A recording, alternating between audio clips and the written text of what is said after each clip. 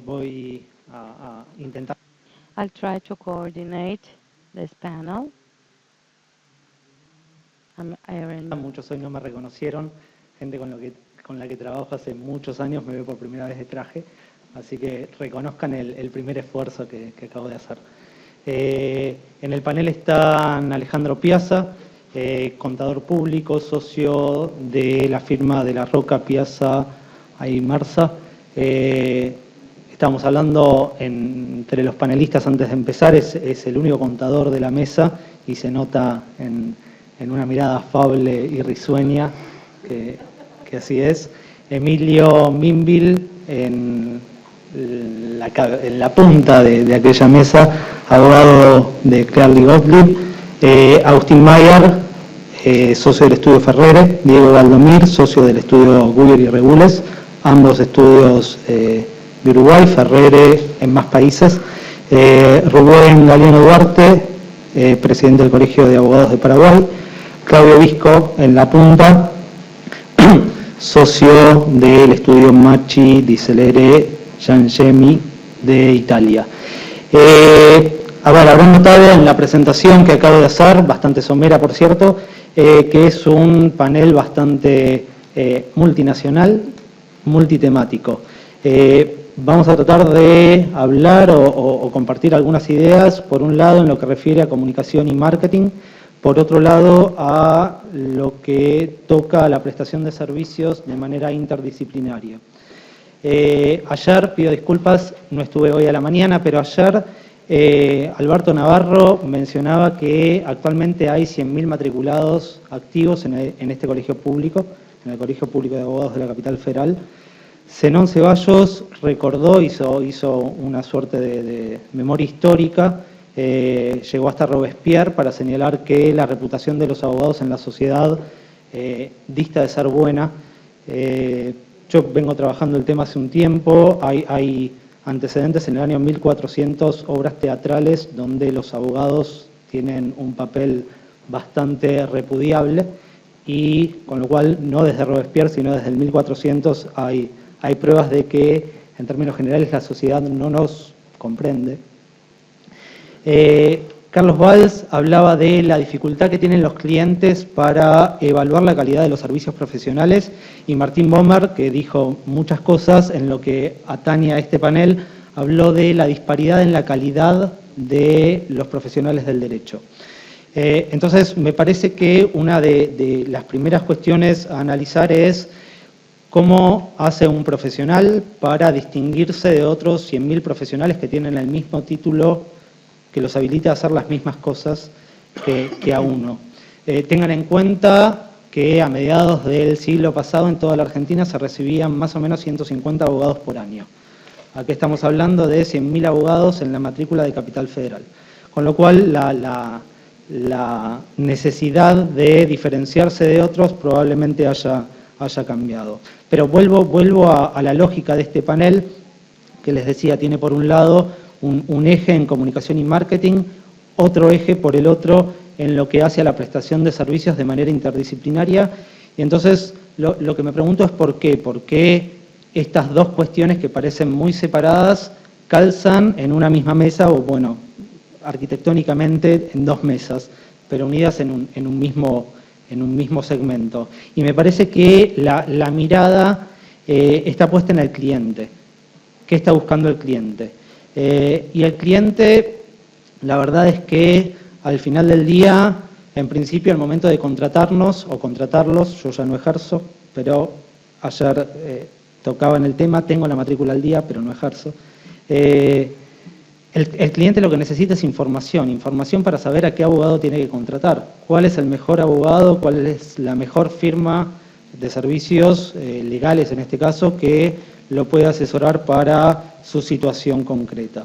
Y por otro lado, algo que a mí me parece muy interesante de ver es, en las facultades de Derecho nos enseñan con buen tino que los abogados no podemos garantizar resultados, pero el cliente eso no lo sabe. O sea, el cliente cuando llega a ver a su abogado lo que busca es soluciones, busca resultados. Entonces hay ahí una nueva tensión que agrego a las tensiones que se mencionaban ayer. El cliente además cambió. Y no es que cambió solamente el cliente, cambió el contexto. A ver, el cliente hoy, a diferencia de lo que pasaba a mediados del siglo pasado, tiene muchos abogados entre los cuales elegir. Estábamos hablando, al menos numéricamente, de 100.000 abogados, solo en Capital Federal. Hace 60 años podía elegir entre 10, 15, hoy puede elegir entre 100.000. Por otro lado, muchos de estos 100.000 abogados están dispuestos a competir de manera feroz entre ellos o entre ustedes por conseguir un cliente. Y, por otro lado, sumo al lo que uno podría llamar empoderamiento de los clientes, que el cliente hoy tiene acceso a prácticamente la misma información jurídica, jurisprudencia, legislación, que tiene cualquiera de nosotros abogados. A ver, eso corre por un lado. Les decía, ayer se estuvo hablando de la calidad de los servicios legales. Podríamos hablar de cantidad y calidad de servicios legales. Y una de las cosas que me parece interesante que no queden afuera en el marco de este seminario es el avance que la tecnología está teniendo sobre nuestra profesión. A ver, hay plataformas en otros países, todavía no se han implementado acá, que permiten medir la performance de los abogados ante, por ejemplo, los tribunales. Saber cuántos casos gana cada abogado, cuánto tiempo le lleva un proceso al abogado A, al abogado B, al abogado C. Básicamente eso lo que permite es medir. ¿Cuestionable? Probablemente sí. Lo cierto es que son indicadores de eficiencias que podrían ser tomados, y de hecho lo son en los países en donde existe, por los clientes para definir qué tipo de profesional van a elegir. Existen también, y de nuevo hablando del empoderamiento de los clientes, foros de opinión, donde los clientes hablan de los abogados. Y entre ellos recomiendan ir o no ir a un abogado, a un estudio boutique, a una mega firma. La experiencia con el doctor o la doctora fulano o fulana de tal fue nefasta. Y son formadores de opinión. Entonces, ahí también hay un reforzamiento del poder que yo particularmente les atribuyo a los clientes. E incluso, y esto sí pasa acá, muchas de las consultas que hace 20 años, yo voy a cumplir dentro de poco, creer o reventar 20 años de matriculado, hace 20 años consultas que recibe el abogado, hoy las recibe Google. O las evacúa un amigo en Facebook que pasó por una situación legal bastante parecida y entonces uno pregunta entre sus conocidos y deja ahí la cuestión. Por otro lado, ayer también se mencionó que entre el 70 y el 80% de la población de Brasil ni siquiera tiene la posibilidad de acceder al sistema que comúnmente se llama de justicia, a los tribunales, al Poder Judicial. Y se decía que en Finlandia, nada menos que en Finlandia, el 20% de la población está fuera de ese acceso. Digo, no vamos a ser menos que nadie, no sabemos cuánto será en la Argentina, pero pongámonos en cualquier punto medio y es interesante que está habiendo soluciones informáticas, soluciones es el término que usa la informática, quizás no sea la solución real, pero aplicaciones y plataformas informáticas que, teniendo uno de estos en la mano, y yo les decía, hay 100.000 abogados en Capital Federal, pero hay muchísimos más teléfonos de los llamados inteligentes en el mundo, a través de un teléfono celular y de una aplicación se puede acceder a sistemas de resolución de conflictos que están por fuera del nuestro. No hay abogados, no hay corbatas, no hay jueces, no hay leyes y el 60-70% de la población de algunos países, el 90% de la población de otros países, está trabajando en base a este avance tecnológico. Insisto, el cliente, me da la sensación a mí, cuando digo cliente, digo el no abogado no puede quedar afuera de la discusión que estamos dando respecto de la actualidad o no de las normas de ética profesional. Dicho esto, habiendo hecho este repaso, este punteo, también me gustaría, tomo el poder que me da este micrófono y estos primeros minutos, dejar presentadas algunas otras inquietudes. que hacen a la dinámica de este seminario. Ayer a la noche estaba interactuando en realidad con una plataforma virtual, online, que permite testearla gratuitamente, de inteligencia artificial. Uno sube un documento, un memo, y automáticamente, después de subir ese documento a esta plataforma, la plataforma nos dice cuál es la legislación, la jurisprudencia y la doctrina que no estamos utilizando y que alimenta el memo que estamos por hacer. Con lo cual, una pequeña reflexión ahí es, ojo, porque la profesión de abogados no la estamos ejerciendo solo los seres humanos. No quiero ser futurista, ni es que estuve viendo mucho Terminator, pero hay plataformas tecnológicas de inteligencia artificial que están ejerciendo algunas cuestiones vinculadas con la profesión, incluso dicen quienes las utilizan con mayor efectividad y productividad que el abogado humano. Segunda cuestión que dejo planteada es, a lo largo de este seminario, de la agenda que hemos visto, de la que tenemos ahora, venimos hablando con un foco bastante claro, me parece a mí, en lo que es la abogacía de empresa o la abogacía corporativa. Y estadísticamente, siguiendo en la capital federal, me atrevería a decir que no mucho más que el 4% de los abogados matriculados en este colegio ejercen la profesión en estudios jurídicos de empresa o que trabajan para empresa o en áreas internas legales de empresa. Digo, hay 96.000 abogados que tienen realidades tal vez un poco más o menos distintas a las que venimos planteando.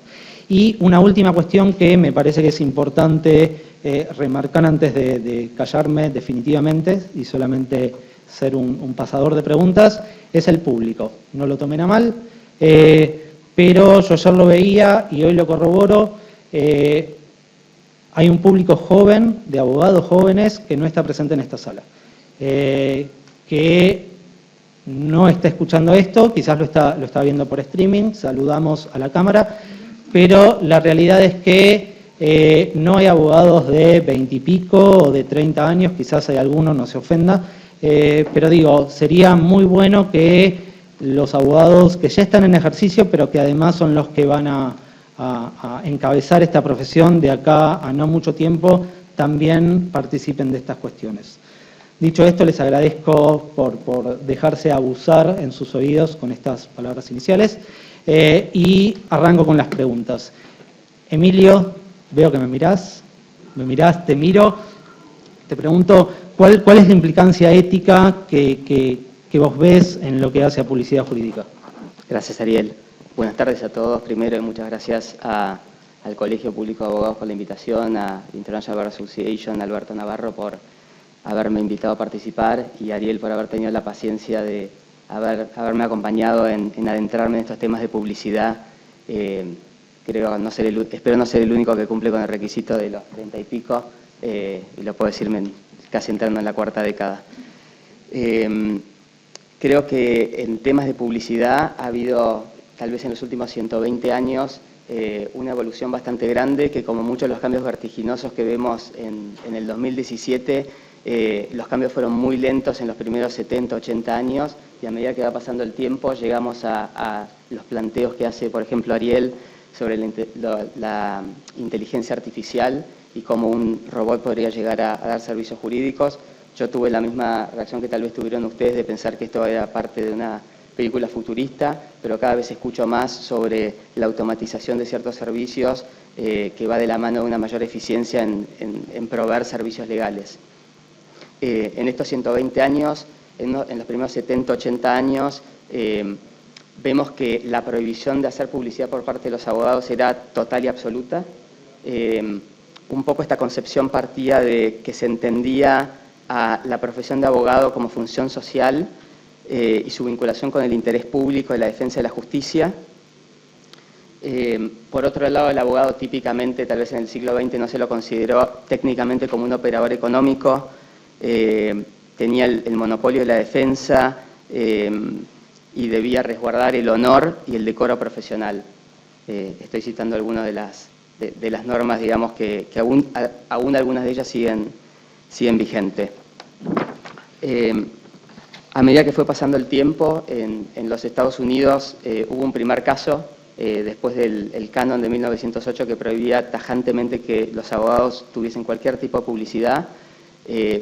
A partir de una interpretación constitucional de la primera enmienda de libertad de expresión, la Corte Suprema de Estados Unidos, en el caso Bates, llegó a la conclusión que era discurso comercial protegido, al menos en parte, por la Constitución americana, y dio derecho, digamos, a que los abogados pudiésemos de alguna manera hacer publicidad, ello siempre y cuando no fuese engañosa. A medida que fue evolucionando la jurisprudencia, la Corte Suprema en otro caso, este era en 1977, después en la década del 80, no solo era la publicidad que uno podía poner en un diario, sino también la publicidad que uno podía hacer directamente con alguien. Recuerdo las películas donde se hablaba siempre de los perseguidores de ambulancia, donde uno iba y le pasaba la tarjeta de abogado para ver si ganaba el caso. Ese era digamos, lo que se quería tutelar, y también la Corte Suprema entendió que no era una actividad prohibida en tanto en cuanto no fuese engañosa en cuanto al servicio. Parte también digamos, de cuáles son las consecuencias de que haya mucha restricción en la publicidad. Un tema muy interesante me parece que es el que mencionaba Ariel, de afectar el acceso a la justicia. Si la gente no tiene información sobre los abogados, si no puede elegir, si no sabe cuál es el mejor, o si no hay una cierta sana competencia, que es a lo que creo que las normas deontológicas aspiran que se cree en el mercado, claramente para personas con menos recursos es muy difícil llegar a tener acceso a un abogado que pueda brindarle el servicio que está esperando y con un precio de mercado. Entonces, no solo es afectar el acceso a la justicia, sino también afectar la libre competencia. En la Argentina entiendo que las profesiones liberales están fuera del ámbito de la ley de competencia desleal y de defensa de la competencia. Se sigue un criterio tal vez un tanto restrictivo y más proteccionista, y dejo abierta la pregunta, si yo no tengo la respuesta, si no vale la pena pensar estos temas de publicidad, cómo podrían ir a mejorar la calidad de los servicios legales que estamos dando, producto de la sana competencia que debería surgir de esa regulación. Rubén, ¿qué nos puedes contar de qué se está viendo en Paraguay?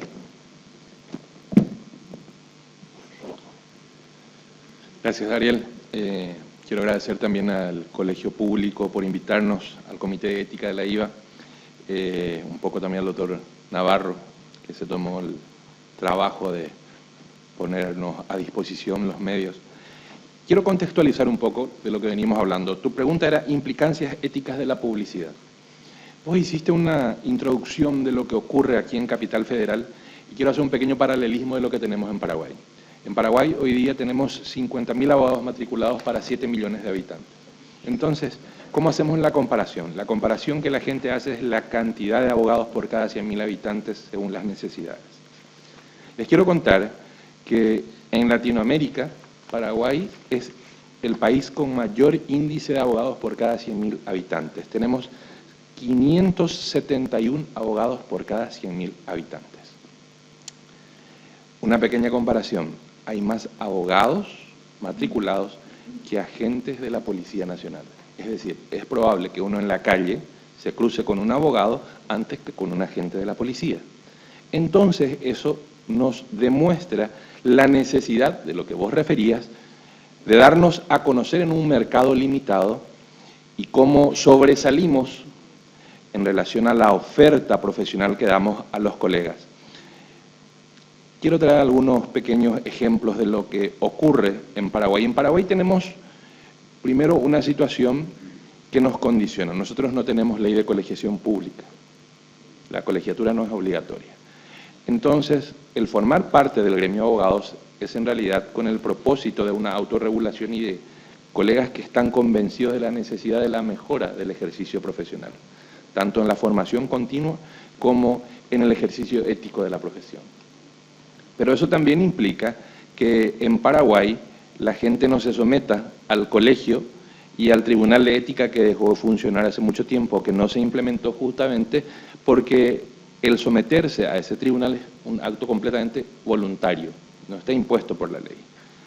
Ante esta situación que se ha venido dando en Paraguay, le traje algunos ejemplos de publicidades que tenemos de colegas que quieren darse a conocer, si me permiten. Teníamos unas presentaciones, pero son direcciones corroborables. Una publicidad en Internet, en una página de clasificados de Internet, dice: abogado honesto y sincero, llama ahora y te asesoramos. Ese es el acápite. El subtítulo: no contás con efectivo, pero tenés terrenos, propiedades o vehículos.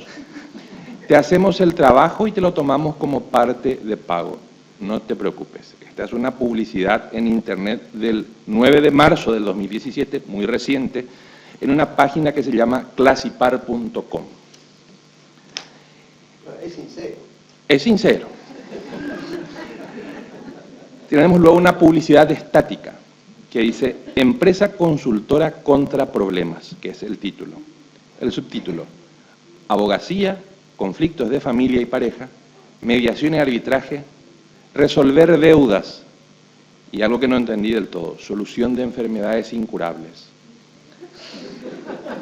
Y una pequeña referencia al pie dice: los millonarios consultan siempre a su abogado cuando tienen problemas, los pobres también pueden hacerlo. Y pasa un catálogo de aranceles que está por debajo de lo que establece el mínimo de la ley. Estos son dos abogados de lo que nosotros referiríamos de a pie. Ahora, ¿qué pasa con las empresas? Y las empresas no se quedan atrás. XXSA, en una entrevista, entre comillas, periodística de las conocidas publinotas, que en realidad son publicidades que se venden como nota en los medios de comunicación, en una entrevista concedida al diario Última Hora, el 29 de abril de 2014, el presidente de la empresa mencionaba: se trata de la habilitación del asterisco 711. La llamada a este número y la consulta es gratuita. La primera parte. La segunda parte decía: somos 50 abogados especializados en distintas ramas del derecho, y cito literalmente el artículo: explicó que las personas pueden hacer un llamado gratuito la primera vez. Luego, si desean suscribirse, pagan X cantidad por mes, con lo cual acceden a beneficios como un descuento del 50% de los honorarios profesionales, a más de asistencia psicológica y espiritual si la requiere. Y establece también con esto cánones por debajo de la ley de aranceles. Y por último, algo tal vez que no le va a resultar en gracia a algunos compañeros, porque yo soy miembro suplente del Consejo de la Magistratura, tenemos publicidades radiales de diputados, senadores, miembros del Consejo de la Magistratura y del Jurado de Enjuiciamiento de Magistrados que publicitan sus estudios jurídicos donde ellos no ejercen, pero sí su nombre, y lo posicionan en el mercado. Entonces, todo esto nos demuestra que tanto los abogados de a pie, las corporaciones profesionales, como los colegas que de alguna manera se han posicionado en la estructura de poder de la Administración de Justicia, todos buscan sobresalir en cuanto al mercado, entre comillas, y posicionar su nombre, el de sus estudios jurídicos. Uno dice, de un senador X dice: fulano de tal, el nombre que te garantiza el resultado. Entonces, la pregunta es, ¿resulta ético esto de la pregunta que vos realizabas? Y desde mi humilde punto de vista, y creo que el de ustedes también, la respuesta es que no resulta ético. ¿Por qué? Porque atenta contra la dignidad de la profesión. ¿Y por qué ocurre ello? Y ocurre probablemente por una escasa o nula formación en cuanto a las implicancias éticas justamente del cuidado de la profesión, por un lado, que viene de las universidades tal vez, aunque difícilmente las universidades otorguen lo que no traemos con la moral de casa, pero nos falta en algunas universidades, no tenemos materias como de odontología jurídica o de odontología de la profesión. Sí se brinda o se presta esta materia en la Universidad Nacional de Asunción, pero en varias otras no. ¿Qué ocurre también? Una escasa regulación, lo que decíamos, la Corte Suprema de Justicia no se ocupa de reglamentar estos aspectos, porque es la Corte la encargada del control de la matrícula en Paraguay, por eso hago esta referencia. Entonces, al existir una nula regulación, o al no existir regulación, mejor dicho, entonces esto se vuelve un poco un mercado del la ley del más fuerte en cuanto a la publicidad de los medios para posicionar. Entonces resulta esencial hoy día, creo, que eso que vos apuntabas al principio. En este auditorio nos encontramos colegas que estamos interesados en el ejercicio ético de nuestra profesión, pero no tenemos jóvenes en el auditorio. Tal vez hubiese sido importante que los docentes de la Cátedra de Deontología Jurídica hubiesen invitado a sus alumnos a que escucharan estas ponencias, a que participaran de estos paneles, porque necesitamos construir una cultura ética, por un lado, y por el otro lado también las regulaciones de las que se hablaban se encuentren acotadas a las necesidades de nuestro tiempo, que no limiten la posibilidad de que hagamos conocer nuestros servicios, pero que ello no implique un detrimento contra la dignidad de la profesión. No quiero extenderme demasiado en esta primera pregunta, es un poco la situación que tenemos en Paraguay hoy día en cuanto a los aspectos éticos de la publicidad de la profesión. Bien. Diego, vos en Uruguay, ¿qué se palpa, qué se siente? Primero, bueno, me uno a los agradecimientos al Colegio Público, a la IVA, a Alberto, pero en realidad yo estoy en contra de lo que han dicho, porque yo soy pro libre mercado y esto de estar regulando y regulando y regulando creo que va en contra de, digamos, del libre mercado, pero no solo eso, sino que ya hay demasiadas regulaciones que se pueden tomar para limitar, permitir, no permitir todo lo que se puede hacer. O sea, la ética como tú decías, bien decías, nace en casa, no nace en la universidad no nos enseña la ética, sino que la ética nace en la educación primaria y en la casa de uno. Con lo cual, en definitiva, creo que, por lo menos esa es lo que opino yo, que creo que no debería de regularse más, porque ya hay bastante regulación que puede ser aplicada a las situaciones estas en las cuales se mencionaban. También cabe señalar que quien busca un abogado no siempre, o sea, no busca por esas publicidades, sino busca por otro tipo de relaciones, o sea, siempre pregunta a un amigo, a un pariente, quién conoce un abogado, si es que lo necesita, pero son los menos los que recurren a estas publicidades para contratar a alguien. Creo que las publicidades de los estudios o de los abogados individuales, en definitiva, aquellos que apuntan, en Uruguay lo que más se ve son los penalistas, que fuera de los juzgados penales está el teléfono 24 horas, pero no mucho más. No sé, Agustín, si te parece que hay algún otro, pero en definitiva creo que el tema de la publicidad no debería regularse más, sino aplicar las normas que ya existen. Porque, reitero, me parece que no solo eso, sino que cuando se empieza a regular, se regula en demasía. Y al final uno está atado de brazos que no puede hacer nada, porque en definitiva, como todos los abogados son precavidos, no hagas esto por las dudas o no hagas esto otro, y no olvidemos que al final del día, hagamos o no hagamos, siempre las normas no son claras para un lado o para el otro, por eso está el juez que en definitiva va a tener que determinar cuál es la forma aplicable y cuál es la situación concreta. Entonces, reitero, no soy de regular nada, sino que aplicar las normas que ya existen. Aquellos que publicitan algo que no pueden dar y serán castigados con las normas por responsabilidad profesional que tengan en la publicidad que hagan, pero hasta ahí va la historia, no más. Solo si quieren para agregar, estoy de acuerdo con la liberalidad y propugno también que se libere de esa manera. La tendencia creo que a nivel mundial apunta para ese lado, que sean menos las prohibiciones y que esté más abierto el campo para hacer la publicidad.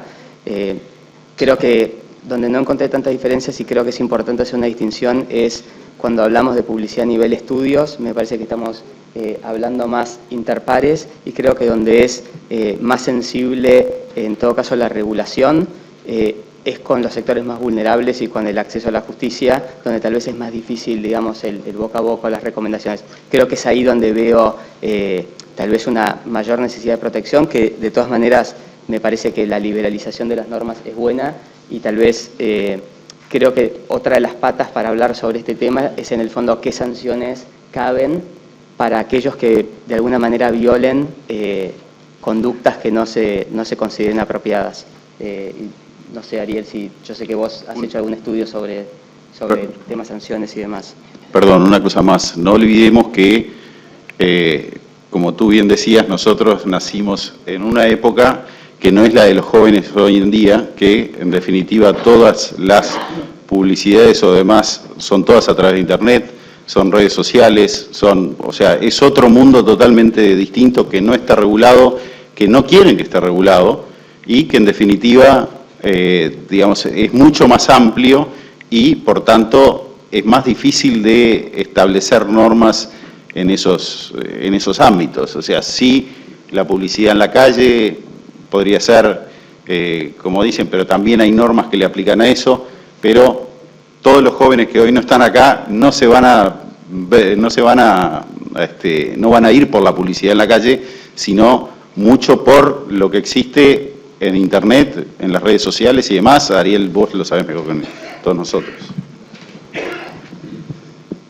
Bueno, buenas tardes. Me uno también con Diego a los saludos y a los agradecimientos al Colegio Público, en particular a Alberto, que tuvo la deferencia de invitarme. Agradezco la presencia del presidente del Colegio de Uruguay, que nos acompaña. Y celebro que podamos estar acá en un panel hablando de este tema. Yo creo que para los abogados hablar de publicidad, aparentemente, o por lo menos para mí, en la edad que tengo, no soy el joven que aparece ahí, soy el que está acá. Publicidad engañosa. Ser menos años y menos kilos. Pero hablar de publicidad para los abogados es un tema de alguna manera tabú. Nadie está cómodo cuando se habla de publicidad y abogacía, y de alguna manera entendemos o partimos de una base, lo que tenemos un poquito más de años de los que querríamos que estén en este panel, que hacer publicidad en la abogacía no se debería hacer, o se debería ser muy sutil. Ahora, yo me gusta provocar, y algunas son reflexiones que no necesariamente es una conclusión sobre lo que opino. Digo, ¿cómo uno se da a conocer cuando sale de la facultad y tiene unos 25 años y nadie le enseñó a vender una profesión, nadie le enseñó a vender lo que le enseñaron a hacer, no tiene ni experiencia y de alguna manera tiene que salir, colgar su título y conseguir clientes? Nunca nadie en la facultad de la Universidad de la República me enseñó a cómo ganar un cliente, o ni siquiera me enseñó cómo vender lo que yo tenía, y puede ser que el término vender para nosotros también suene algo de alguna manera extraño. Entonces, yo creo que publicidad de algún modo, directo, indirecto, sutil o menos sutil, hacemos todos. Todos queremos promocionarnos de alguna manera para tratar de tener clientes, ejercer nuestra profesión y tratar al final del día ganarnos la vida. Entonces, creo que algunos de los ejemplos que se mostraron, yo no estoy de acuerdo con los ejemplos. Podemos calificar los ejemplos que son de alguna manera patológicos. Si no sé quiénes siguieron la serie Breaking Bad y Better Call Saul. Better Call Saul es el paradigma de lo que a nosotros nos gustaría que fuera la publicidad en la abogacía. Es todo lo contrario a lo que el paradigma nos dice que es. Pero creo que debemos animarnos a hablar de esto y al final del día reconocer que todos en nuestra profesión queremos ganarnos de alguna manera una porción, y vuelvo a usar otra palabra complicada, del mercado que va a demandar de nuestros servicios. La forma en la que lo hagamos, estoy de acuerdo, es la que hay que tener cuidado, la que será, como dice Diego, sancionado, ¿no? Pero de alguna manera creo que no tener miedo a empezar a hablar de esto es una gran parte del tema, y celebro realmente que lo estemos haciendo. Gracias, Agustín. Hablábamos hasta acá de la publicidad y me permito hacer una pequeña nota al pie. La publicidad es solo una de las áreas del marketing. Dentro del marketing entra también, por ejemplo, la política de precios, que es un tema de honorarios. Pero digo, es un tema bastante más tabú que el que recién con mucho tino mencionaba Agustín respecto de la publicidad. Digo, es muy difícil para una área de legales de empresa o para un individuo tener más o menos una noción acabada de cuánto le deberían cobrar por hacer tal o cual cosa, más allá de lo que establecen las leyes de honorarios vigentes en cada jurisdicción. Digo, yo me hago una autopromoción que ni yo la termino de creer. El 1 de marzo de este año, el mismo día que Mauricio Macri, presidente de la Nación, estaba inaugurando las sesiones en el Congreso, salió publicada una nota con mi firma en el suplemento Asuntos Legales del Cronista Comercial. La nota era básicamente sobre cuánto cobran los abogados en relación de dependencia y cuál es la tarifa horaria que se maneja en lo que serían los estudios de la City. Estamos hablando de una nota verdaderamente de nicho. Yo les decía que el 4% de la matrícula es de abogados de empresa. Fue la nota más leída durante la primera mitad del día, fue la segunda nota más leída cuando el presidente de la Nación empezó su discurso y pasó a ser la tercera nota más leída cuando el presidente de la Nación terminó su discurso.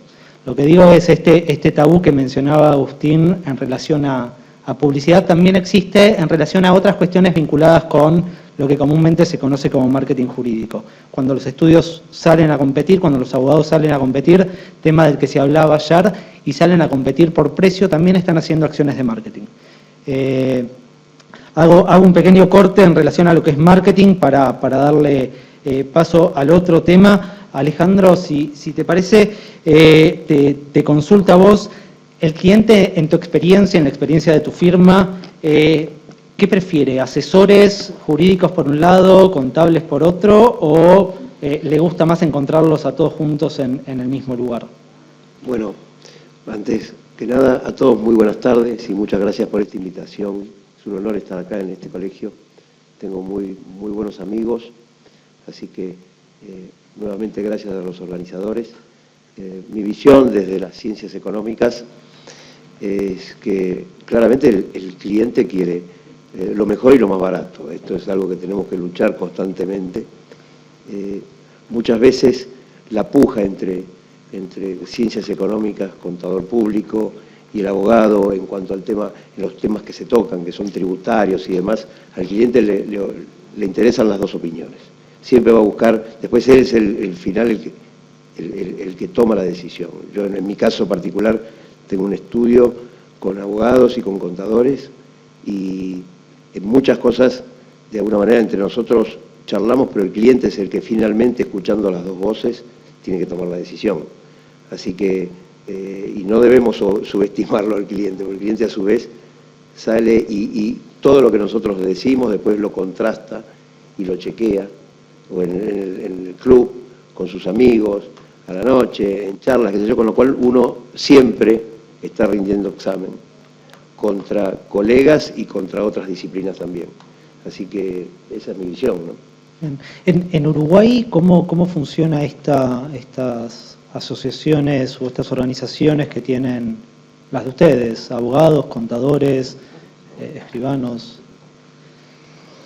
Son competidores. Bueno, el conterráneo tuvo la deferencia de darme la palabra primero ahora a mí. Nosotros, y César puede corregirme, nosotros no tenemos, como sí existe en otros países, una limitación de brindar servicios jurídicos y contables, o jurídicos, contables, notariales, o con economistas, y trabajar en forma de firmas multidisciplinarias a la vez. Todos sabemos lo que pasó en el mundo después de Enron, Sarbanes-Oxley y demás, y lo que llevó a que algunas firmas fueran auditoras y a su vez brindaran servicios legales, y de alguna manera eso dio lugar a que en muchas jurisdicciones hacerlo a la vez no esté permitido. De todas maneras, si vemos lo que está sucediendo hoy en el mundo, sobre todo a nivel de las grandes firmas auditoras, las llamadas Big Four, están todas volviendo al mercado legal. Basta ver países como España y la participación que están teniendo lo que puede ser KPMG, Deloitte, PwC, volviendo al área legal, por lo cual es un camino que ha ido hacia un lado, hacia el otro y parece que vuelven al área. En el caso de Uruguay no existe una restricción, yo puedo hablar desde la experiencia de una firma integrada donde hay abogados, hay contadores, hay economistas, hay consultores. Y cuando hacías la primera pregunta, Ariel, respecto a qué es lo que quiere el cliente es distinto. El cliente define si quiere servicios legales, define si quiere servicios de consultoría. El cliente global, según la estructura que vaya a tener, le sirve una única parada que tenga todos los servicios, porque se pueden liquidar sueldos, pagar impuestos, tener servicios legales, hacer una asistencia laboral. Entonces, yo diría que lo que pasa, y hablo en el caso de Uruguay y algunas de las jurisdicciones donde trabajamos, es que se puede trabajar en firmas multidisciplinarias con distintas estructuras, cada uno mantiene de alguna manera clara su independencia. Nosotros tenemos contadores por un lado que tienen su propio negocio y abogados con su propio negocio, con eso digo sus propias estrategias, y al final del día es una misma firma. Pero cuando vamos a los clientes, la realidad es que cada cliente define qué es lo que va a buscar. Y eso también pasa en las otras jurisdicciones donde estamos trabajando. Podemos encontrar un cliente que resuelve todo en una misma parada, o un cliente que claramente lo que va a buscar son servicios legales. Yo lo que creo, en nuestra experiencia de jurisdicciones pequeñas, el trabajar en conjunto tiene un factor de sinergia muy grande, y tiene una posibilidad de dar un servicio completo de repente a empresas o compañías, o no tienen por qué ser muy grandes, pero que resuelven en un mismo lugar sus necesidades. Y lo dejo ahora, sí, Diego. Sí, coincido con lo que dice Agustín. En nuestro caso también es un estudio multidisciplinario que tenemos todas las profesiones en conjunto. Quería simplemente algunos detalles. Cuando un cliente viene, muchas veces viene por temas jurídicos, pero finalmente termina solicitando asesoramiento contable, tributario o notarial. No olvidemos, y no tiene por qué ser una gran empresa también, sino puede ser una persona física que muchas veces viene por una venta de un campo, pero después, ¿qué hace con el dinero ese? ¿Dónde lo invierte? ¿Qué temas tributarios puede tener? ¿De dónde invertirlo? ¿Qué jurisdicción es mejor que la otra? Por eso creo que tiene muchas ventajas. Siempre es, una estrategia común, pero, como decía Agustín, no es que vengan para atenderse en todas las áreas. A veces tienen sus propios contadores, a veces simplemente vienen por la compraventa o la venta de un inmueble, un automotor, lo que fuera. Otras veces vienen por asesoramiento jurídico, pero la ventaja que tienen es, lo tengo ahí y si quiero lo tomo. Y en cuanto a lo que es honorarios, es lo mismo, se trata con la misma persona, siempre va a tener la relación con la persona con la que tuvo, más los otros que en su especialidad también lo tengan. Eso aparte lo que tiene es una ventaja en cuanto a que el cliente muchas veces no se plantea todos los temas que están vinculados a una relación jurídica, que en definitiva hay aspectos laborales, hay aspectos contables, hay aspectos de medio ambiente, hay aspectos de defensa de la competencia, lo que fuera. Y el tener no solo, abogados, especialistas en todas las áreas, pero aparte, contadores o escribanos, lo que son notarios en algunas jurisdicciones, en definitiva eso le da una ventaja comparativa. No le veo ningún problema, no sé acá en Argentina por qué las prohibiciones se han dado en algunas áreas de no poder trabajar juntos, pero lo único que yo le veo son ventajas, no detrimentos. Claudio, ¿querés comentar un poco qué está pasando en estos temas en Italia? First of all, apologies for speaking. En primer lugar, disculpas por hablar inglés. Entiendo español, pero no me siento cómodo hablándolo. En Italia la situación, no solo en Italia diría, me parece que estoy hablando de Europa más que nada.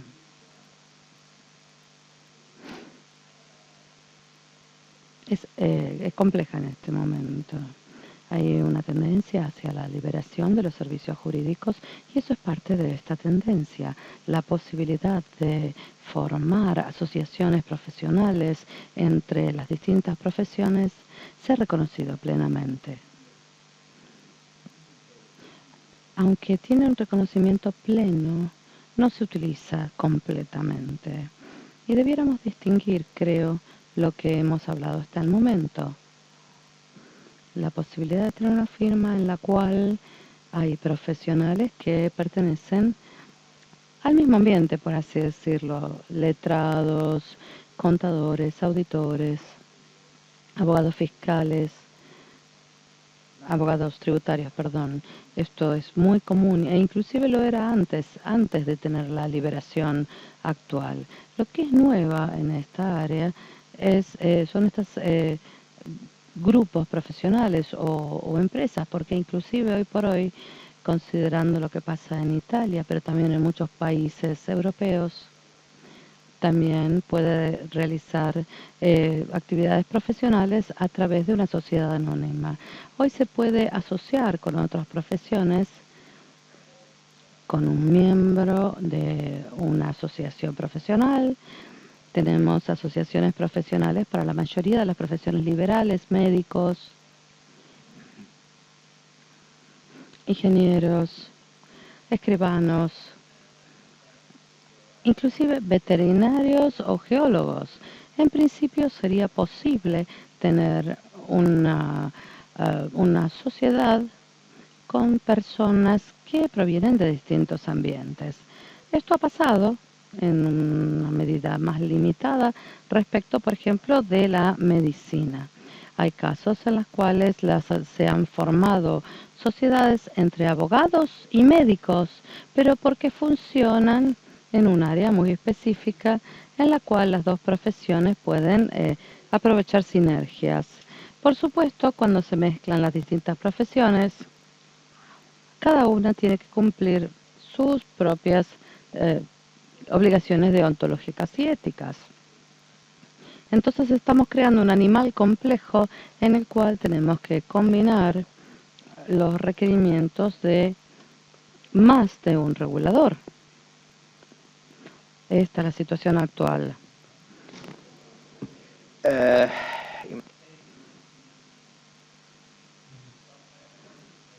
Quisiera compartir un ejemplo respecto de lo que decía antes en cuanto a regular o no regular. La tendencia en Europa y en Italia consiste en simplificar y en tratar de no regular lo que no se puede regular. Les voy a dar un ejemplo. El Código Profesional italiano fue modificado recientemente con una disposición muy detallada en cuanto al uso de Internet en la prestación de los servicios jurídicos. El principio es que el abogado o la firma, el estudio, puede solamente utilizar Internet a través de una plataforma con control completo. Hay normas sobre el redireccionamiento del usuario a otro sitio. Eso cambió totalmente hace un par de años, 3 en realidad, porque nuestra asociación y el Consejo Nacional Forense tomó conciencia de que era totalmente imposible ponerles a los abogados la carga de controlar Internet. Uno puede controlar su propio sitio, pero ¿qué pasa después de haber creado contenido que va al sitio de uno? Eso es totalmente impredecible y no se puede limitar o penalizar al letrado porque parte de la información fuera tomada de ese sitio y llevada a otro sitio en Internet en el cual los requisitos que tenía que cumplir el abogado ya no se cumplen. Un ejemplo pequeño. Hoy se puede hacer prácticamente todo, en la medida en que cumpla con los principios básicos de corrección, transparencia, publicidad no comparativa, uno es libre de darle al cliente toda la información sobre las actividades profesionales, la organización de la firma, los clientes, inclusive estructura de honorarios se permite. Como les decía, el único límite es la publicidad comparativa, que probablemente sea relevante cuando hablemos de clasificación, pero todavía no llegamos a eso. Lo que es importante acá es que debiera ser correcto. Ejemplo, en Italia no podemos decir represento a General Electric, pero sí puede decir represento a General Electric en relación con la adquisición de tal cosa. Eso sería engañoso porque el cliente puede llegar a pensar que uno es el asesor letrado de General Electric en lugar de pensar que está vendiendo las instalaciones de una de las plantas. Rápido recorrido por los rankings. ¿Está bien? ¿Está mal participar? ¿Cómo hay que participar? ¿Hay que pagar para participar? Anímense. Bueno, para ser el primero nomás. Let me break the ice. In our specific, Es política del estudio, o sea, entendemos de que pagar para entrar en un ranking no es ético y en definitiva no participamos de ranking que tengamos que pagar, ya sea en forma encubierta, como muchas veces vienen propuestas, pero después ponga su biografía por un precio adicional o lo que fuera, esos no participamos. Participamos en rankings en los cuales nosotros consideramos que tienen un estudio sofisticado del mercado, en el cual analizan los mercados, hacen consultas, hacen todo un research profundo del mercado y en esos sí participamos. Pero no hay algunas publicaciones que definitivamente no lo hacemos por lo que dije anteriormente y simplemente nos limitamos a eso. Si es, tú decías si es ético o no participar, ya te digo, participar no le veo ningún problema, cada uno puede participar en las que quiera y puede también participar en aquellas pagas. Nosotros la verdad entendemos de que no es ético y aparte no es serio un ranking que uno tiene que pagar por participar porque ya está direccionado hacia aquellos que están pagando, digamos. Entonces, la verdad que no son rankings que sean confiables y que en definitiva, por eso simplemente nos limitamos a aquellos que son bastante sofisticados.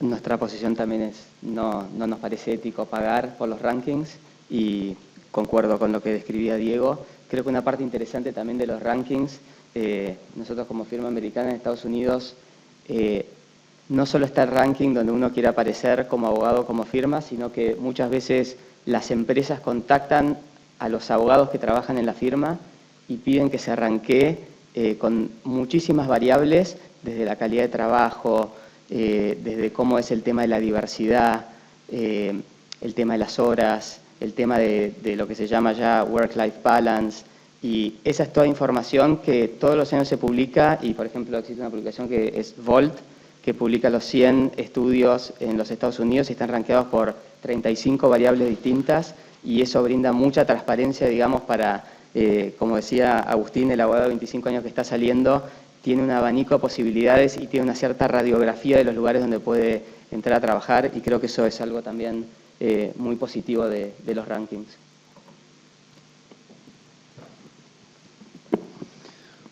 Yo Ariel, me hago una pregunta que es la inversa. Yo lo que pregunto es si lo que están haciendo los rankings con nosotros es ético. Los rankings han montado un negocio arriba de nosotros que nos hemos prestado para el juego, y de alguna manera yo concuerdo con lo que decía Emilio y Diego, en términos de que uno no debe pagar para estar y demás, pero hay un juego que nos hemos prestado a jugar y que ahí estamos en una pelea con alguien que monta un negocio arriba de lo que somos nosotros, que nos dejamos montar en ese negocio. Al final del día es un montón de esfuerzo, de dedicación, investigación de mercado que algunas son más profundas. Yo fui electo el mejor abogado de Ghana laboralista. Un día me dijeron, usted tiene un premio porque se ganó como abogado de Ghana. Y yo estoy en Uruguay, es pequeño, pero queda en Sudamérica, no estoy en África.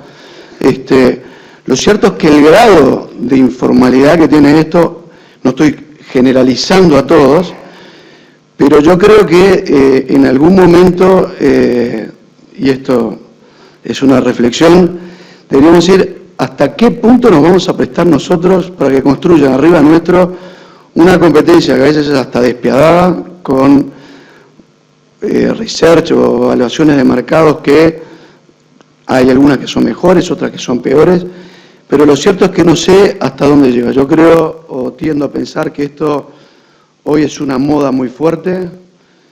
Ojalá, y no sé si hay alguno de las publicaciones que esté acá, no tenga larga vida en este formato. Me gustaría sí que se pudiera hacer como cualquier estudio de mercado, un estudio de mercado profundo, relevante, que no existiera ni siquiera la posibilidad de que se pudiera pagar por estar de alguna manera, y con esas reglas me gustaría jugar, o con esas reglas yo juego, pero hoy lo que está sucediendo, o por lo menos para algunos de los que participamos de alguna manera, porque para las firmas, como decías vos, que están en ese 4% o 5%, no importa, yo creo que es un gasto de energía, de tiempo, de dedicación muy grande, y al final, un día en unas buenas reuniones de la IVA, había algunos abogados internos y le preguntaron si le daban alguna importancia a los rankings. Y lo cierto es que la respuesta fue bien interesante. Todos coincidían en que algunos directamente no lo consideraban, que no buscaban ni confirmaban a sus abogados por los rankings, sino que hacían una búsqueda de acuerdo a la referencia que tenían. Y bueno, que al final del día en las publicaciones sí más prestigiosas validaban que lo que estuvieran decidiendo tuviera algún reconocimiento, porque si mañana tenían que decir por qué han optado por alguien era porque estaba reconocido ahí. Pero me gustaría preguntarle a ellos si creen ético lo que están haciendo con nosotros, y es una reflexión también. Bien. Aprovecho esto último que decías en relación a las publicaciones que supuestamente son serias y celebradas, como mencionabas recién. Ayer se planteaba una cuestión vinculada con el pago por aparecer, pagar por aparecer en medios más o menos masivos, medios técnicos, medios periodísticos. ¿Eso en sus respectivas jurisdicciones se da, no se da? ¿Es común? ¿Está contemplado en la normativa que regula la ética profesional? Rubén.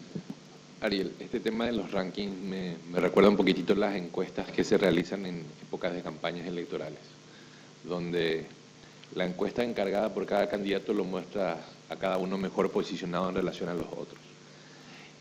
Yo tengo la idea clara de que si no vas a aparecer en el ranking y no publicitas la revista, o, siendo más claros, te invitan a publicitar la revista en la que probablemente vas a aparecer en el ranking, pero si no publicitas, no apareces en el ranking. En realidad no es un ranking, en realidad es una venta indirecta, y hay que diferenciar bien esto.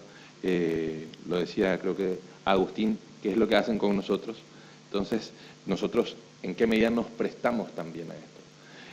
¿Quiénes elaboran los rankings y cuáles son los criterios para elaborarlos? En teoría, nadie debiera de pagar nada para aparecer en ningún ranking a partir de allí, porque no quiero perder de vista en lo que consiste nuestro panel. ¿Hasta qué punto es ético lo que publicitamos y cómo publicitamos? Si aparecer en estos rankings es una forma de publicidad, y si pagamos para ello, evidentemente no es ético.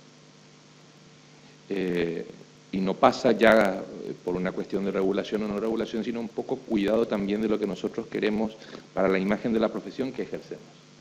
Y hasta qué punto nos vamos a prestar nosotros también a esto, que tal vez la voracidad del mercado de aparecer como buenos en el mejor índice de algunos sectores nos impone muchas veces someternos también a las reglas mismas de este mercado. Pero me parece que debemos de cuidar de que desde el momento mismo en que requiera algún tipo de pago o de colaboración o de suscripción, ya nos indica que definitivamente algún aspecto de ese ranking nos va a favorecer. Y me recuerda esto, aquello también de ciertos premios que se daban a determinados espacios o medios periodísticos donde se tenía que formar parte del club de empresarios y dentro los premiados eran todos del mismo club de empresarios. En realidad es una forma de pagar porque nos reconozcan y es una forma indirecta de publicidad que lo único que busca es decirle a la gente en materia justamente de lo que refería Claudio, el límite es la publicidad comparativa, es una forma indirecta de publicidad comparativa.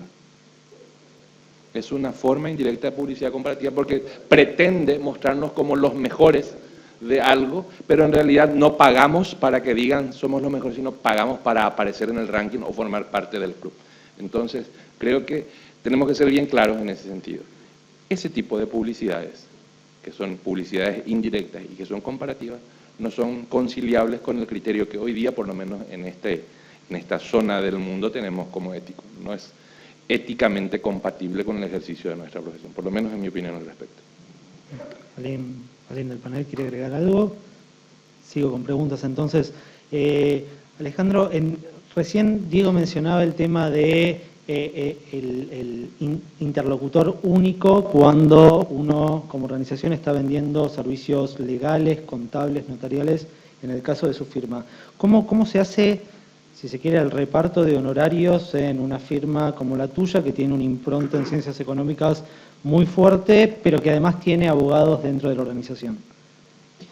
Bueno, el primer tema es cómo se pactan los honorarios con el cliente, porque luego lo que habría que compartir es lo que paga el cliente. Entonces, primero tiene que quedar muy claro cómo se pacta el honorario con el cliente, sea por ciencias económicas, sea por abogacía, sea por el servicio que finalmente terminan entrando los dos profesionales.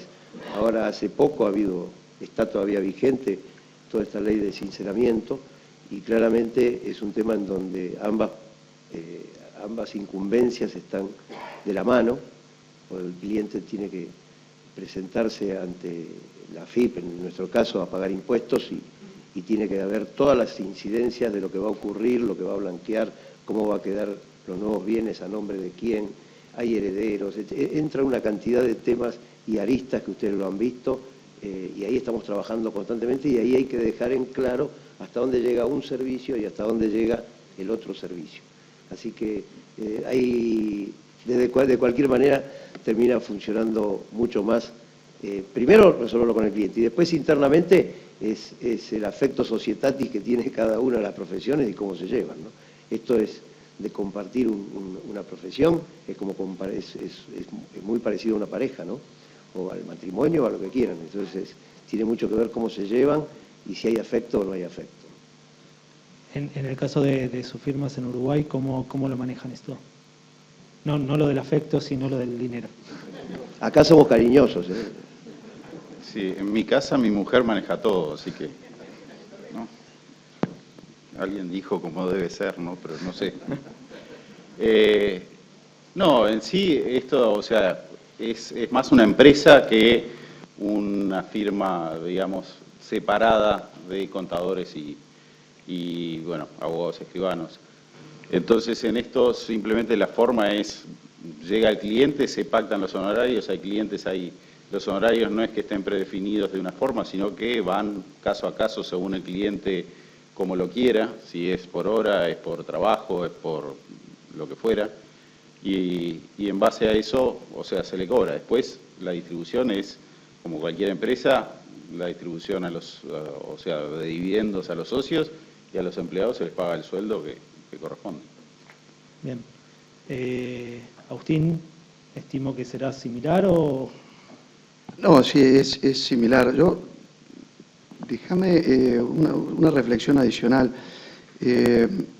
Cuando tú hablabas hoy en la introducción acerca de los cambios que está sufriendo la abogacía, del entorno al que nos enfrentamos, del futuro en sí mismo, cuando uno lee, como decías, notas que hablan de inteligencia artificial, que hablan de proyectos de IBM, Watson, que El otro día salió noticia que había resuelto el 75% de los temas que planteaba una demanda, los había resuelto bien y solo adentro de su procesamiento. Yo creo que cada vez más, y de alguna manera también hablo un poquito de la experiencia, todo eso nos lleva a integrarnos con otras disciplinas. Hoy, y hablando de la experiencia, nosotros no solo trabajamos con contadores, economistas y notarios, sino hay ingenieros de informática trabajando con nosotros, implementando software, implementando procesos, desarrollando algunas cosas. Hay cada vez más una interacción entre unos y otros, la necesidad de buscar eficiencia, y ahí voy a los honorarios. ¿Por qué? Porque cada vez más, si yo voy a reconstruir un documento 34 veces, pero si lo tengo armado, lo voy a sacar de mi software en unos 5 minutos y lo voy a tener a disposición, mi eficiencia y la rentabilidad de mi negocio va a mejorar.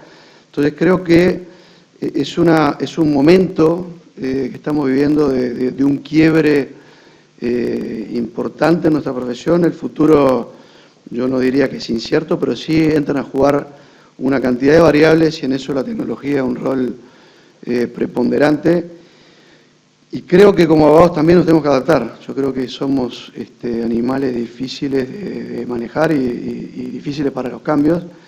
Y el escenario que nos va a tocar vivir, yo creo que en poco tiempo, nos dice que todo esto que hoy parece algo bastante novedoso, no es que sea ciencia ficción como vos lo planteabas. Está arriba de la mesa y poderlo incorporar, tenerlo y podernos empezar a acostumbrar a que son recursos a utilizar es importante. Y en eso, sin duda, juega un valor importante el tema honorarios, porque cuanto más eficientes seamos y mejor manejemos nuestros recursos, más rentables lograremos al final del día poder ser, y al final del día creo que es un poco todo lo que de alguna manera tenemos que buscar. No sé, Claudia, de experiencia de Europa.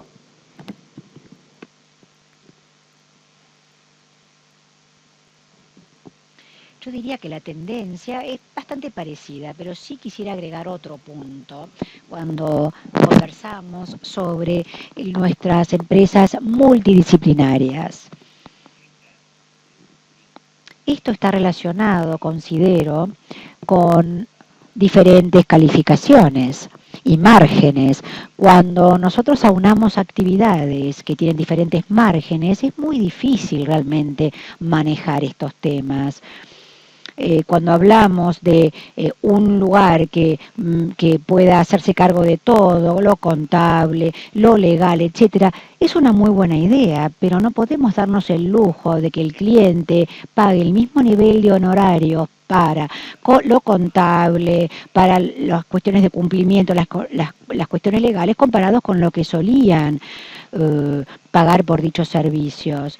Yo diría por un nivel más elevado incluso de servicios. No estoy hablando acá de la implicancia de la calidad de trabajo, pero sí de la cantidad. Nosotros, más que ninguna otra profesión, hemos podido defender nuestros márgenes y no deberíamos dejar esto de lado ni cederlo. Una asociación multidisciplinaria no debería ser una herramienta para que los abogados sean tan económicos, por decirlo de alguna manera, como otras profesiones. Disculpen, yo sé que es bastante provocativo lo que acabo de decir. Una consulta más les hago y tomando lo que se venía hablando recién de los últimos oradores, el mes pasado publicó una entrevista en nuestra publicación con el número 1 de la firma Dentons. Dentons es una firma multinacional, son 6.600 abogados desperdigados en 60, 70 países. Entre sus planes está abrir una oficina en cada país de América Latina bajo el nombre de Dentons, pero además de eso son los dueños de lo que se conoce como incubadora de empresas, que tienen foco en tecnología legal. Este desarrollo que mencionaba Agustín, Ross Intelligence, que está hecho sobre una plataforma de IBM, que es Watson, Ross Intelligence es propiedad de Dentons. Y número 1 de la firma, que es abogado, colega nuestro, lo que me decía es, bueno, nosotros además de poner un pie geográficamente en cada país, lo que tenemos es la espalda suficiente para desarrollar esta tecnología y vendérsela a nuestros competidores que no la puedan desarrollar. Este 75% que mencionabas recién de efectividad es justamente lo que está haciendo un competidor estudio jurídico grande. Y les decía antes de hacer esta pequeña introducción, Dentons tiene la intención, el objetivo en el corto plazo de abrir una oficina en cada país de América Latina. Antes de arrancar la mesa, nos juntamos, estuvimos hablando y Claudio me mencionaba que el fenómeno de las firmas multinacionales que han llegado a Italia es hoy una realidad, así que me gustaría para cerrar estos minutos, Claudio, que nos cuentes un poco cómo se da ese fenómeno y cómo llegan a competir esas firmas.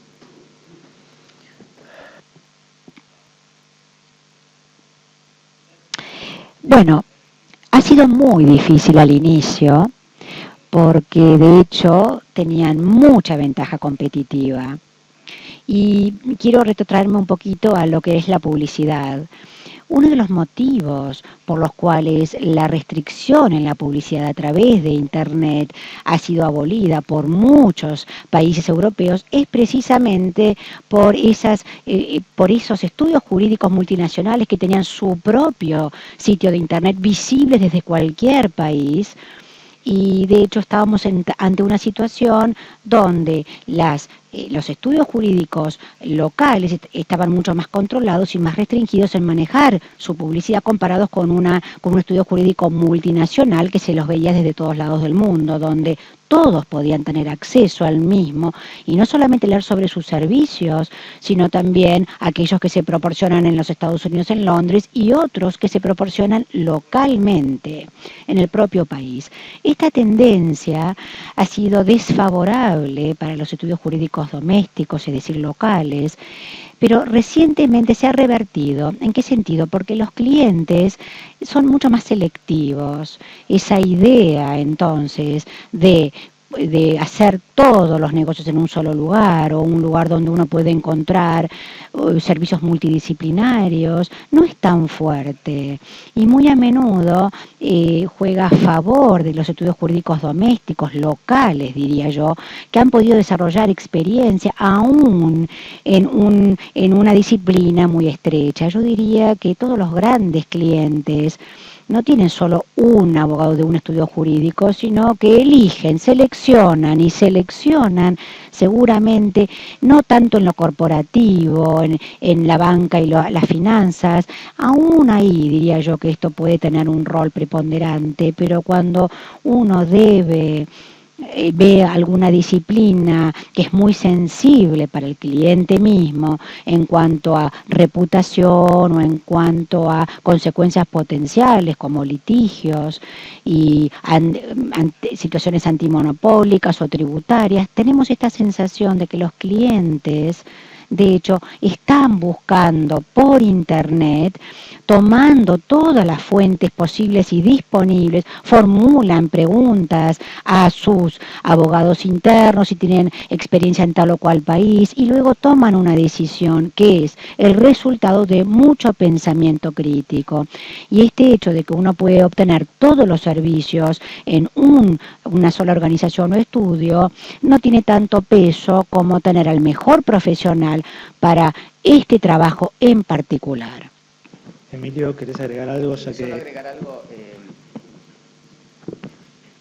siguiendo un poco lo que mencionabas del mejor profesional, creo que también hay una tendencia, cuando uno piensa hacia dónde va la profesión, de tal vez repensar también las estructuras tradicionales de los estudios jurídicos y justamente se ve más, en algunos casos, al menos en Estados Unidos, ciertas firmas que pasan a ser más consultores de servicios jurídicos, donde lo que se intenta es, y Ariel, como mencionaba, los de la generación de 20 y 30 que no están acá, también son una generación que han crecido y que se sienten cómodos con la presencia remota, y creo que eso también es un ingrediente que creo que en la profesión se va a dar, en el sentido de gente que no pertenece formalmente a un estudio jurídico, sino que desarrolló un cierto expertise sobre un tema y que cuando surge algún tema donde lo que se necesita es la persona que mejor sabe de eso, también se ve una tendencia de consultores jurídicos que tratan de unir puntas y tratar de ver si Agustín es experto en temas marítimos en Ghana, llamémoslo a él, para que venga a asesorarnos, y eso no te limita a una estructura, digamos, de un estudio. Creo que es muy interesante, digamos, y excede un poco el marco del motivo por el que nos juntamos, pero todo el tema de la tecnología y cómo impacta en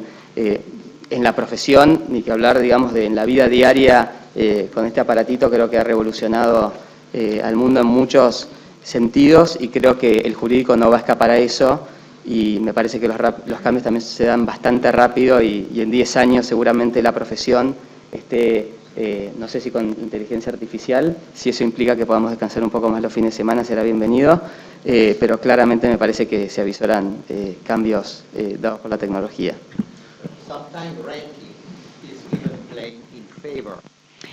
Muchas veces esto va a favor de las pequeñas estudios jurídicos, si es que tienen una experiencia y una reputación. Si el ranking, por supuesto, es serio y reconocido, sería más difícil para los pequeños estudios jurídicos, los no multinacionales, competir. Si de hecho no dicen, bueno, somos pequeños, pero somos el número 1 en tal o cual disciplina. Digo, Agustín, 30 segundos, que quieras redondear algún tema. Diego, lo mismo, mientras Agustín hace tiempo. Hasta ahora veníamos bien con Diego, pero me dijo que podía ser especialista en marítimo en Ghana y lo voy a esconder, así que ya vamos a terminar mal. No, una reflexión final y sobre todo es lo último que tocaste, que es el ingreso de las firmas, de las grandes firmas a América Latina, es una realidad. Ya hace tiempo, bueno, Horacio lo sabe bien en Brasil, que tal vez fue el primer lugar donde pusieron pie, pero ya son varias las que han entrado, no solo en Brasil, sino en Chile, Perú, Colombia. Espero que en los países donde estamos nosotros, en las jurisdicciones más chicas, demoren un poquito más. Pero creo que es una realidad a la cual tenemos que tomarlo como un dato cierto, y ahí el desafío, y un poco estoy de acuerdo con Claudio, es potenciar en lo que somos fuertes, potenciar nuestras diferencias. Por supuesto que tienen la espalda que tienen y van a competir con una espalda más ancha, pero creo que hay que jugar rápido, ser inteligente, mover antes, y eso significa seguir manteniendo diferenciales dentro de nuestras firmas que nos sigan haciendo atractivos. Vamos a tener que jugar con estos jugadores. Todos hablamos de mercado, hablamos de competencia, no son excelentes noticias, pero a eso vamos a tener que adaptarnos. Diego. Yo simplemente lo que quería, tenés seguidores.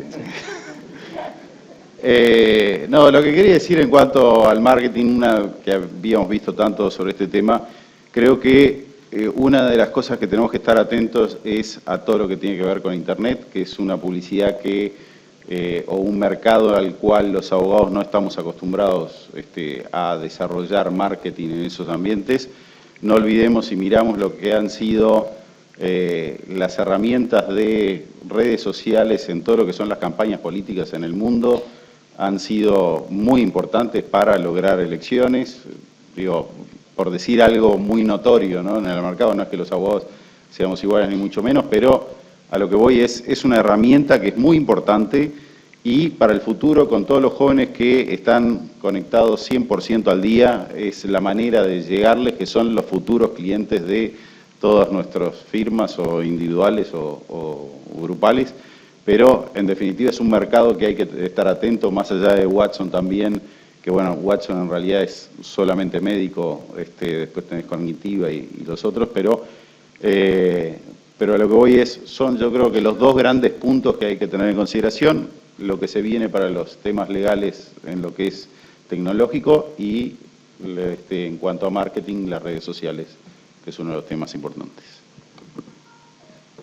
Yo simplemente, para cerrar, creo que pondría el foco en la tecnología, en cómo va a afectar el ejercicio de la profesión en los próximos 5, 10, 15, 20, 50 años, animarnos a pensar yo hace un mes que ando con 2 computadoras porque me cambiaron el sistema y no logro entregar la otra y me tengo que sentar a aprenderlo, y creo que hay que tomar coraje, mirar para adelante y la tecnología nos invita y está también para facilitarnos la vida, así que simplemente una invitación y me incluyo, para poder pensar la profesión a la luz de lo que se viene en los próximos años.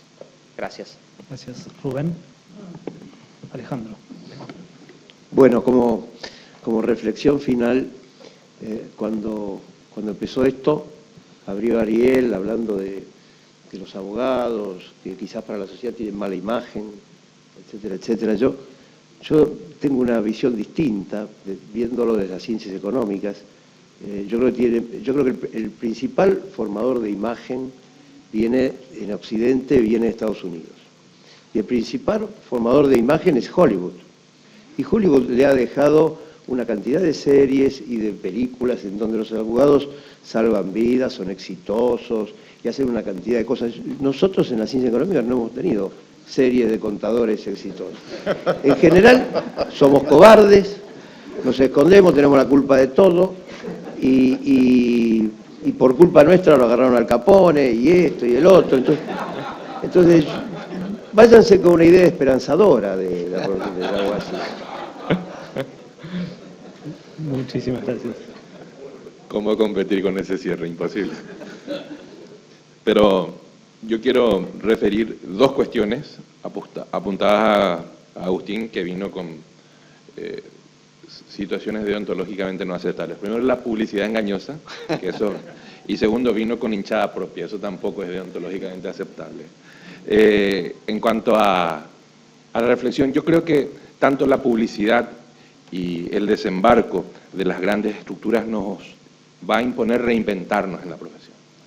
Reinventarnos en cuanto a las estrategias de relacionamiento, sobre todo en las alianzas que se van a ir dando, en los pequeños estudios jurídicos o las pequeñas estructuras especializadas tal vez en algunas áreas van a necesitar realizar alianzas estratégicas con otras especializadas en materias que no son necesariamente las suyas, para poder también seguir en el mercado, que, como lo decíamos, la palabra mercado tal vez no es muy aceptable deontológicamente hablando desde el punto de vista del ejercicio de la profesión. El marketing,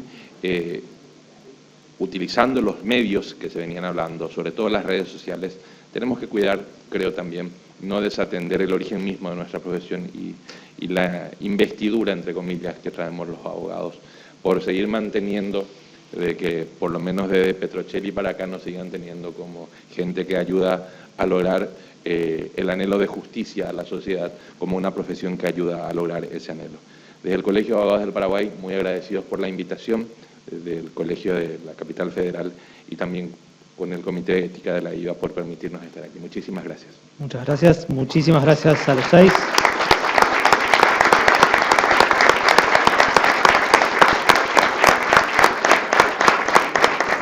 Muchísimas gracias. Gracias al colegio y a la IVA por darme este lugar. Alberto, también gracias. Y le cedo la palabra a Alberto que tiene que pasar un par de mensajes. Muchas gracias Ariel. Creo que la verdad que nos dejaron a todos fascinados con lo que fue este panel. Realmente felicitaciones por el nivel y la preparación que pusieron. Realmente un placer escucharlos a todos. Quiero avisarles que a las 6:30 va a terminar muy puntualmente el panel 6, porque en principio tenemos, además de las palabras de cierre, tenemos al señor Ministro de Justicia, que va a venir a saludarnos y a acompañarnos con las palabras de cierre. Entonces vamos a terminar muy puntualmente, lo que significa que vamos a empezar muy puntualmente el panel, cosa que vamos a una característica que ha tenido este seminario, que ha sido bastante la puntualidad. Así que quería que puedan a todos saber, y a quienes vean les digan que a las 6:30, porque a las 7 queremos terminar. Y lo que quiero también hacer es poderlo invitar a Claudio Visco. Claudio, me gustaría que pudieras pasar 2 minutos acá para poder contar tu misión en la International Bar Association, porque tenerte acá es un gusto. Claudio es el presidente del Bar Issues Commission de la IVA, que dice, está ahí chiquito. El Bar Issues Commission es una división muy importante de la International Bar Association, que tiene a cargo coordinar las más de 180 barras del mundo que integran la IVA. La IVA no es un club, como algunos piensan, de estudios grandes, equivocadamente, sino que nació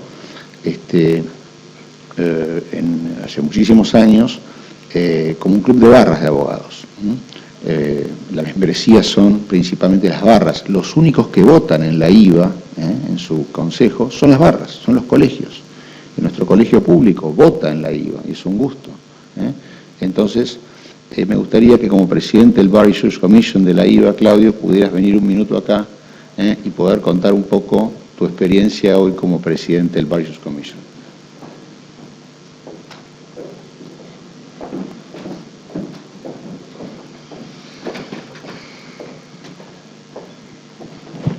Thank you, Alberto. That's very kind. Gracias, Alberto, tú por tus amables palabras, por la IVA y la Bar Issue Commission. Este es un animal muy joven, tiene 10 años de edad y ha tenido mucho éxito dentro de la IVA. Durante muchos años se la había percibido la IVA como una especie de monopolio de las grandes firmas, que se buscaba todos los servicios en uno, como para participar en los seminarios y conferencias de la IVA y dirigiendo la asociación. Por supuesto, las asociaciones tomaron mucha conciencia de ser la real fortaleza de la IVA, porque de lo contrario no la podríamos llamar internacional. Y querían en cierta manera tomar mayor nivel de actividad y de participación. Por supuesto, esto presenta muchas dificultades, especialmente cuando uno trabaja con asociaciones de distintos países, de países en una situación económica más acotada, porque para las grandes firmas mandar 4 o 5 abogados a un congreso o a un evento de líderes, tal como el que se organizó aquí en Buenos Aires mañana, y al que por supuesto ustedes están todos invitados. Lo mismo es válido en Europa, en Asia Pacífico. Esto es un gran compromiso y quieren tener voz dentro de la organización y promover también proyectos que sean de interés específico para las asociaciones y la sociedad. Esto es lo que viene haciendo el Bar Issue Commission, escuchando lo que tienen que decir los colegios o asociaciones de abogados, viendo qué necesidades tienen. Es la parte más orientada al negocio. Empezamos a dar apoyo desarrollando muchos documentos sobre la libertad de establecimiento, los principios fundamentales de la profesión jurídica, educación propiamente dicha, ética profesional. Todos estos documentos se han creado dentro de la Bar Issue Commission, explotando el gran potencial que tenemos en la IVA, no solamente del lado de la asociación, sino también del lado del derecho comercial y con todas las unidades constitutivas de la asociación que respaldan el trabajo del Bar Issue Commission. La experiencia ha tenido mucho éxito. Es el segundo evento que organiza el Bar Issue Commission en Sudamérica. El que se va a llevar a cabo mañana es otro. Y creo que también va a ser una manera de estar más cercano a las asociaciones, porque entendemos que es más fácil participar en eventos que se dan en sus propias regiones para las asociaciones. Y esta es la razón por la cual estamos muy contentos de estar acá y de seguir adelante en este trabajo que venimos haciendo para el Bar Association. Por supuesto, estoy acá. Si alguno tiene preguntas sobre cómo participar en la actividad del Bar Issue Commission, estoy más que dispuesto a responder y a guiarlos en este proceso tan complejo de la IVA. Muchas gracias.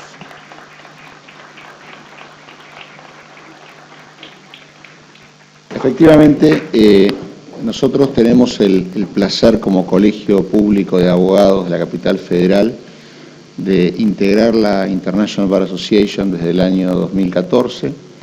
Es un proyecto maravilloso que encaramos de proyecto gracias al liderazgo de Jorge Rizzo, como dije ayer.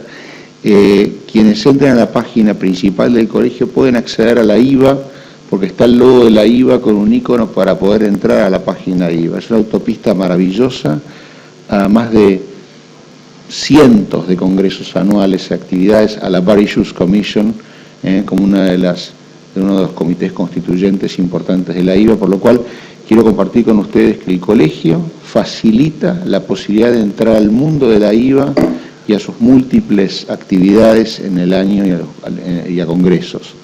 Así que creo que es interesante que todos sepan que el colegio, y mañana quiero recalcar, por segunda vez en la historia de la IVA, va a haber aquí de 3 a 5 de la tarde un evento de muchísimo nivel sobre corrupción profesional y judicial, una mesa que va a dirigir Claudio, yo lo voy a acompañar, y el colegio como miembro de la IVA organiza con un panel de expertos durante 2 horas que van a contestar interesantísimas preguntas sobre la problemática de la corrupción. Están absolutamente todos invitados, había que registrarse en la página de la IVA, pero esperemos que haya alguna forma de colarnos. No podemos decir bajo ningún tipo de acuerdo porque sería el lugar inapropiado para decirlo, ¿no es verdad?